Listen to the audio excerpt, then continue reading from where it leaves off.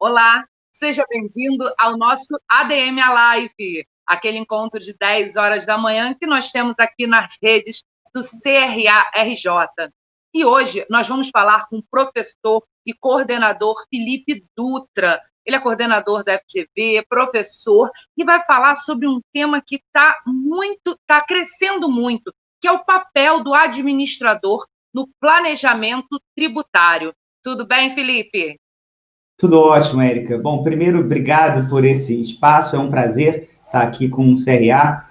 Como você colocou, a gente tem percebido cada vez mais a presença do administrador, da administradora, nesse mundo do planejamento tributário, né? A visão estratégica que o administrador, a administradora agregam é um diferencial para a prática do planejamento tributário e por isso a gente tem percebido que as empresas têm integrado profissionais com esse tipo de habilidades, né, nas suas equipes que, de alguma maneira, lidam com a área tributária.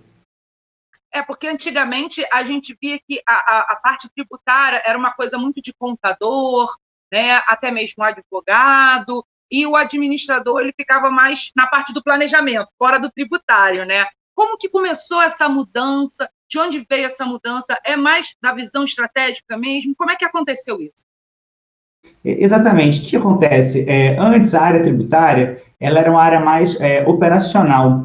E aí a gente tinha alguns profissionais, advogados, contadores, que se destacavam trazendo essa visão estratégica, mas com o tempo se percebeu que era possível utilizar todo o ferramental que a gestão traz, né? Hoje, quando a gente fala de gestão de projetos, ou mesmo das ferramentas que são utilizadas na área de estratégia, essas ferramentas, embora antes elas não agregassem a visão tributária, elas são igualmente oportunas para a área tributária. Uma análise SWOT, ou a utilização mesmo de uma árvore de decisão, ou de qualquer outra ferramenta de projeto, extremamente oportuna quando a gente fala de planejamento tributário, porque faz com que a empresa planeje o seu tributário de acordo com a sua visão estratégica. De que adianta a gente criar uma solução tributária que não se coaduna com a visão da empresa? A formação de um planejamento tributário que esteja alinhado a essa missão, essa visão, aos valores da empresa, é fundamental para que a gente tenha sucesso na prática do planejamento tributário.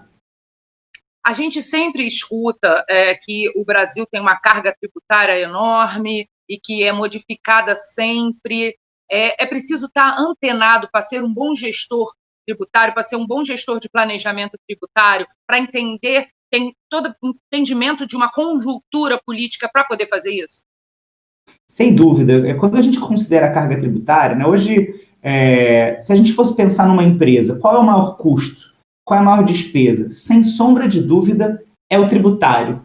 É interessante, porque a gente vê muitas empresas ali preocupadas com diversos outros custos, né, que estão presentes no seu dia a dia e não focam nesse maior custo, nessa maior despesa. Só que, para que o administrador ou a administradora sejam capazes de lidar com esse dia a dia tributário, é importante que eles tenham algumas ferramentas. Não necessariamente que eles entendam de tributo, mas é importante que eles entendam esse ambiente do planejamento tributário para que eles possam, ou elas, né, liderar a área tributária. Então, quem vai precisar entender de tributo, sem sombra de dúvida, é a pessoa que faz o tributário da empresa, independente da formação. Mas, muitas vezes, essa pessoa ela precisa de uma liderança. E o gestor, a gestora, estão numa posição natural, né, de liderança por causa, normalmente, do papel que eles ocupam dentro da empresa. Então, se essa pessoa, ela adquire essa visão estratégica focada no tributário, a gente traz essa sinergia necessária para o ambiente. Você sabe que ontem eu estava conversando com contadores no CRC e a gente estava colocando justamente isso. Eu estava falando, olha, vocês têm que conversar com o gestor, com a gestora, porque muitas vezes eles têm uma visão estratégica da empresa que é um diferencial, e simplesmente essa visão estratégica não está sendo passada, ou por uma parte ou por outra, né? Quando os dois se conectam, você vê mudanças radicais, porque a empresa ela passa a fazer aquela mudança pensando não só no tributário, mas pensando também no mercado, pensando no seu cliente, pensando na visão ética que a sociedade espera daquela empresa, e aí o resultado é crescimento, é prosperidade, né? E, Felipe, quais são os principais pilares que o gestor tributário, o gestor de planejamento tributário, precisa ter para fazer um bom processo para essa parte da organização, para essa parte da empresa? Bom, a gente vai dividir, então, essa análise em dois pilares, né, assim, que aí vão gerar o desmembramento de todas as técnicas, de toda a filosofia do planejamento tributário, né? Uma é a estratégia e outra é a tática. Então, a gente tem uma estratégia, que é onde eu quero chegar, e uma tática, que é como eu vou chegar ali. A estratégia, ela já é dominada normalmente pelo gestor, pela gestora, ou seja, é a mesma estratégia que é utilizada para a formação do planejamento estratégico, para a construção, né, da prosperidade da empresa. A tática nem sempre é algo que esse gestor, que essa gestora já buscou na carreira, mas é algo que é possível dessa pessoa buscar. A tática, ela tem a ver com as técnicas de planejamento tributário. As técnicas, elas são variações logicamente possíveis que permitem que o gestor e que a gestora tem uma visão mais inovadora da empresa, uma visão mais estratégica do ponto de vista tributário. Essas táticas, elas são divididas em mudanças operacionais e mudanças societárias.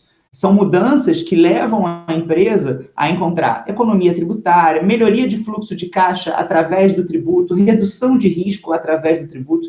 Quando o gestor ou a gestora dominam esses dois pilares, né, tem a estratégia clara e tem a tática, eles conseguem construir esse elo necessário com o tributário para gerar a oportunidade. Né?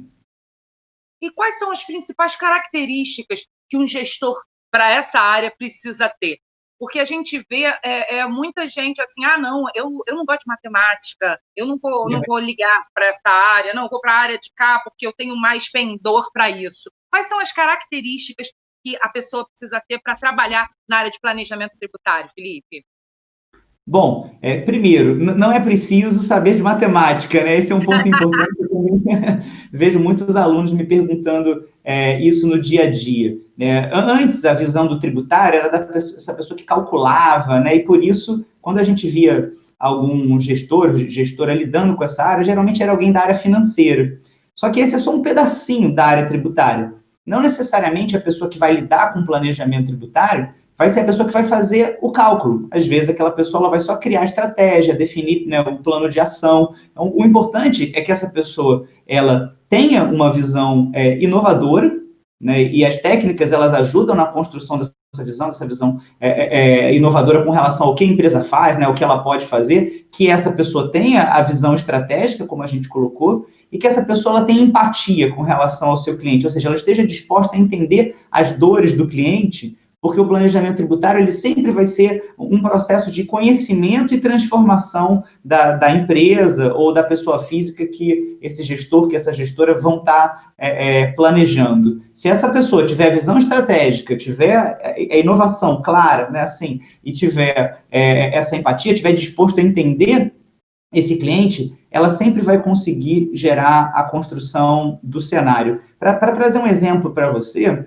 em que a gente não tenha cálculo, eu tive um aluno que ele modificou um produto dele para não só ter uma vantagem tributária, mas para que ele também tivesse uma aceitação melhor do mercado consumidor, né, dele. Ou seja, ele tinha uma farinha e ele modificou essa farinha fazendo com que essa farinha ela tivesse características semi-integrais, ou seja, de fato existia uma demanda de mercado por aquilo, essa mudança não foi só tributária, mas no momento de viabilizar a mudança, o tributário ele foi fundamental, porque esse gestor, ele percebeu que com a troca da composição da farinha, ele entraria numa regra tributária muito vantajosa. Então, reparem que não existe cálculo num primeiro momento aqui, mas posicionamento, né, estratégico daquele produto. E o cálculo ele vem num segundo momento para testar a ideia que foi colocada na mesa. Né? Felipe, você falou ainda há pouco que a parte tributária é uma parte grande, né, das despesas de uma organização. Agora a gente está vivendo essa questão da pandemia, essa questão de praticamente de zerar a economia ou de reduzir muito. Um bom planejamento tributário ele vai ser vital para o continuamento das organizações no pós-crise? Sim, a gente percebe que existem, inclusive, empresas que estão crescendo durante a crise graças a bons planejamentos tributários.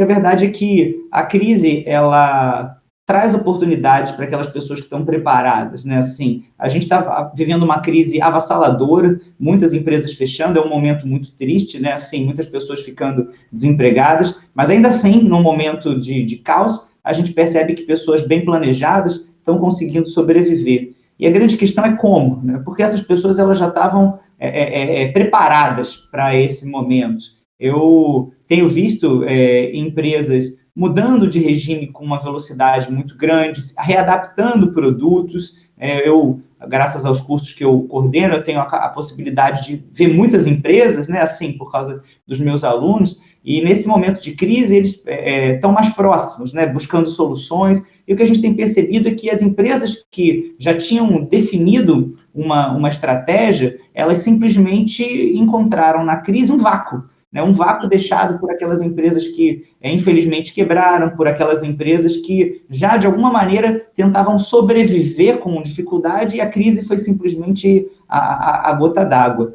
Mas isso não significa que, se você, né, assim, se o administrador ou a administradora que está assistindo a gente não planejou, não significa que ainda não exista a possibilidade. Significa que, simplesmente, ele ou ela vão ter que ter mais velocidade, se conectar mais à área tributária da empresa, se é que já não se conectaram, para entender ainda como essa área tributária pode ser um diferencial. Hoje a gente tem, por exemplo, produtos incentivados, que tem tido aumento de demanda, né? O álcool gel, eu acho que é o símbolo disso, mas não é o único. Vários produtos cosméticos, vários produtos farmacêuticos tiveram aumento de demanda, e aí, se a empresa está preparada para fazer esse tipo de adaptação, como a gente viu a Boticário, por exemplo, passando a vender álcool aromatizado, ela simplesmente posiciona um novo produto, né, e aproveita aquela demanda reprimida, né, de uma maneira ética, de uma maneira saudável, para manter a empresa. Né?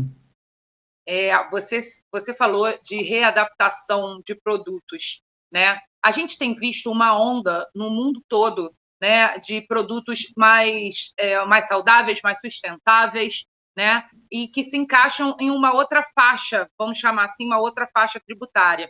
Pode ser uma saída para um bom planejamento, para uma boa mudança para as empresas brasileiras, ficar antenado com o que está acontecendo com o mundo, para que essa onda, essa vertente chegue aqui no Brasil. Ele já está preparado?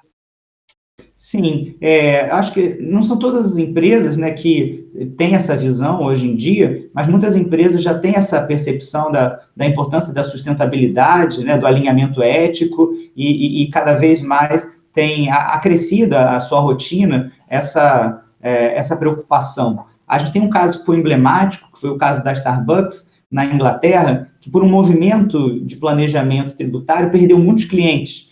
Foi um planejamento que obedecia à lei, mas foi um planejamento que não atendia ao alinhamento social e ético da empresa. E a empresa, obviamente, mudou, né, entendeu aquilo ali, e olha que a gente está falando de uma grande empresa, uma empresa consolidada. O pequeno, às vezes, ele também não tem essa percepção de que um movimento dele pode não ser visto de uma maneira adequada pelo consumidor, etc. Mas a verdade é que, cada vez mais, a gente percebe que empresas com essa preocupação ética têm tido vantagem também na área tributária. Né? Assim, uma empresa que tem um alinhamento ético, ela tem uma tendência de ter produtos que vão estar desonerados, de alguma maneira ela tem uma tendência de valorização, né? Você vai fazer um valuation de uma empresa dessa, né?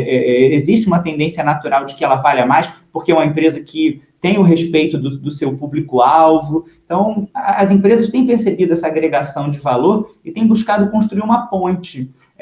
Para trazer exemplos aqui nessa área, hoje a gente tem alguns tipos de reciclagem, né, assim, que tem vantagem, mas se a gente não faz aquilo da maneira correta, muitas vezes o que começa como um benefício pode gerar uma carga tributária maior. Ou seja, não basta o alinhamento ético, a gente tem que buscar esse alinhamento ético dentro da estratégia tributária. Senão aquele benefício ele fica parado no tempo. Para trazer um exemplo disso, eu tive um aluno que era uma farmácia, e ele me colocou que ele pagava muito ICMS em cima da conta de luz dele.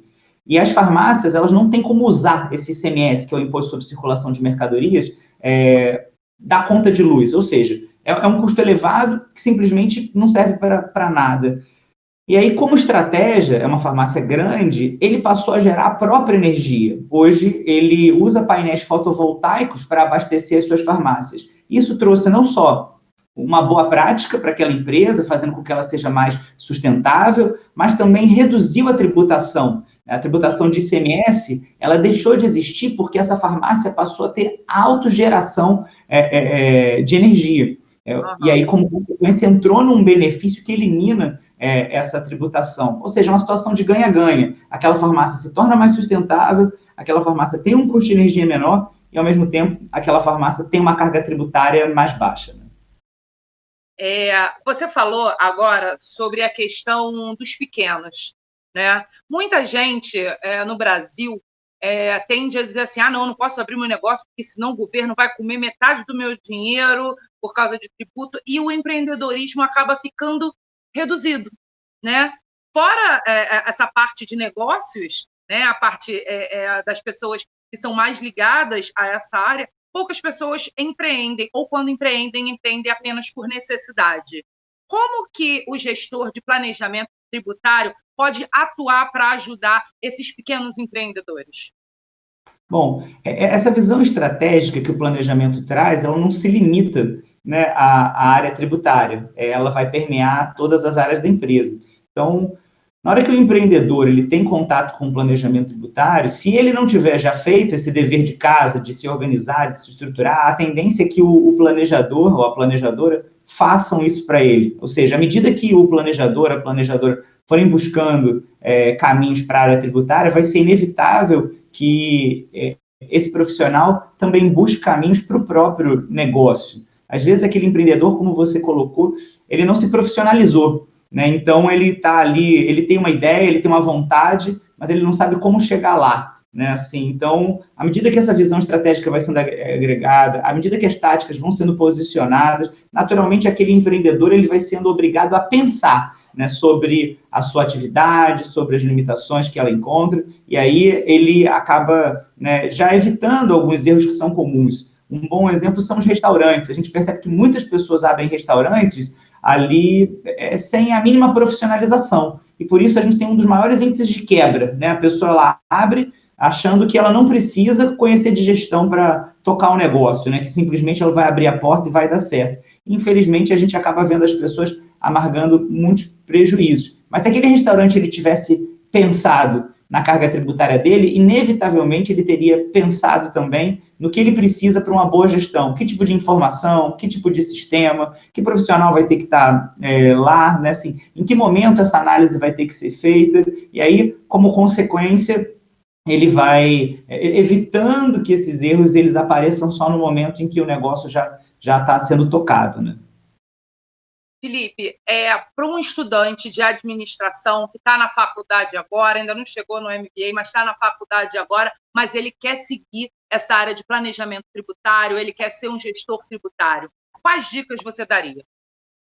Bom, primeiro eu daria como dica que ele busque, né, um bom curso de planejamento, já que nem sempre na graduação existem cursos de planejamento tributário. Algumas graduações elas já inserem o planejamento, mas isso é gradual. Nos MBAs, né, como a Érica estava colocando, a gente já tem a matéria de planejamento ou de gestão tributária como algo mais frequente. Mas muitas vezes, na graduação, esse aluno ele teve contato no máximo com uma disciplina de tributos, que trouxe uma visão geral, uma visão, às vezes, que é mais operacional. Então, é interessante que esse estudante pergunte para esse professor, né, que vai lidar com tributos, fale assim, olha, e se eu quiser agregar uma visão estratégica? Eu tenho aqui dentro da minha faculdade algum curso, algo que eu possa fazer, e se não existir, que busque fora, mas que não deixe de agregar essa visão, porque isso vai ser um diferencial quando esse profissional se formar, né? Porque ele vai estar dominando o principal problema da empresa, ele vai estar transformando esse problema em solução. Não que as outras áreas da empresa não sejam importantes, mas uma empresa não sobrevive se o custo dela não é viável, né? Assim, então,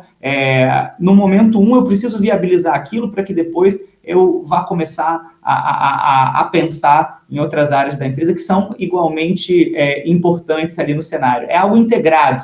E esse estudante, como ele já tem as demais habilidades, normalmente na faculdade, ele já teve uma visão de marketing, ele já teve uma visão de recursos humanos, ele já teve uma visão geral de finanças. Então, quando ele agrega o tributo, ele fecha, né, a análise necessária para poder trazer valor à empresa.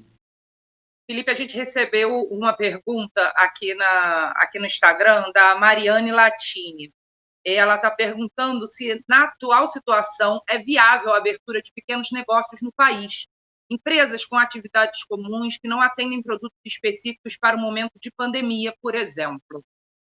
Bom, uma ótima pergunta, obrigado pela pergunta. Sim, é viável, assim, porque mesmo que a gente não tenha um produto destinado à pandemia, a gente pode ter um comportamento que é gerado pela pandemia, né? Um bom exemplo disso é o delivery, né? A gente tem percebido um crescimento do delivery, ou seja, o delivery existia antes, existia depois, ele não tem um benefício específico gerado pela pandemia, mas ainda assim a gente percebe um aumento do delivery no nosso dia a dia.